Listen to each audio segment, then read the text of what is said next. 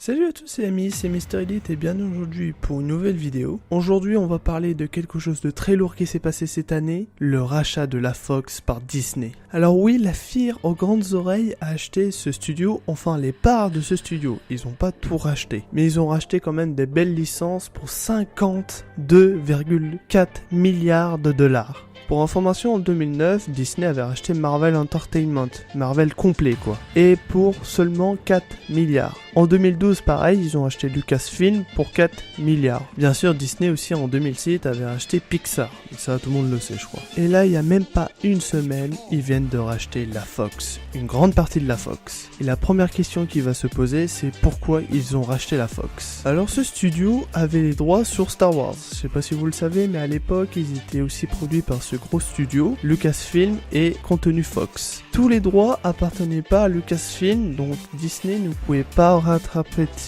les anciens films parce qu'ils appartenaient tout le temps à la Fox. Disney, qui trouvait ces films beaucoup trop vieux, voulait les renouveler, les refaire, mais complètement de A à Z.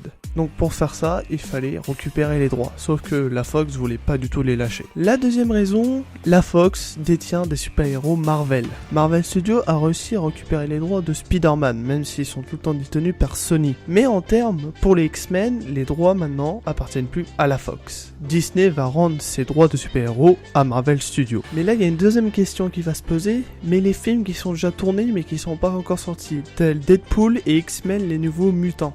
Et oui, on sait pas où vont aller ces films, on n'a aucune information. Moi je pense qu'ils vont abandonner complètement les personnages parce que Marvel sont focalisés sur Avengers Infinity War et Avengers 4, rien d'autre. Et je suis pas sûr qu'ils s'attendaient à récupérer des héros épiques de leur univers. La seule information qu'on sait mais qui est pas officielle, mais ce qui paraît ça l'est, c'est que Hugh Jackman va revenir dans le rôle de Logan Wolverine. Une petite information qui a été donnée par Allociné concernant Deadpool 2. On pense que Marvel sortira jamais le film, mais qu'ils vont garder l'acteur Ryan Reynolds en termes pour incarner tout le temps Deadpool.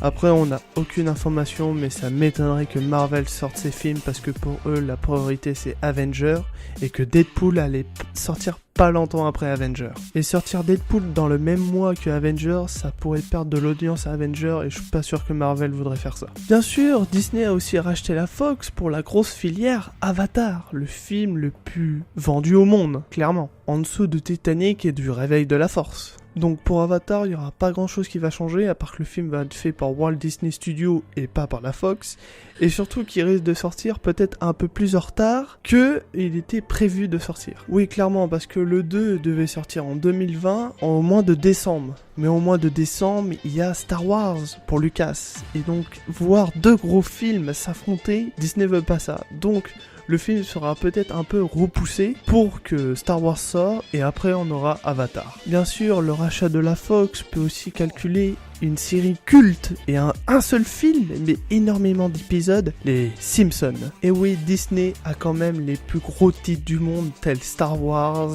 Avatar et la plus grande série du monde, les Simpsons quand même. Alors c'est vrai que c'est pas le même niveau qu'un The Walking Dead ou un Breaking Bad, mais c'est une série qui rapporte énormément et qui plaît à tout le monde. Et maintenant, elle appartient à Walt Disney. Donc voilà, j'ai cité plein de choses que Walt Disney a acheté à la Fox, mais il y en a encore plein à citer. Mais ils ont aussi acheté ça parce que Disney va lancer leur plateforme de streaming pour concurrencer Netflix. Et donc il leur fallait beaucoup de contenu qui pouvait plaire aux gens, donc c'est un peu aussi pour ça qu'ils ont racheté la Fox. Donc voilà, la vidéo touche à sa fin, j'espère qu'elle vous aura plu et qu'elle vous aura un peu éclairé sur l'achat de la Fox par Walt Disney.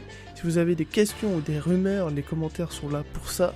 Et merci beaucoup pour les gens qui peuvent me donner plus d'informations sur ça, parce que j'ai récupéré le mieux que je pouvais. En tout cas, moi je vous dis à la prochaine, salut les fans Marvel.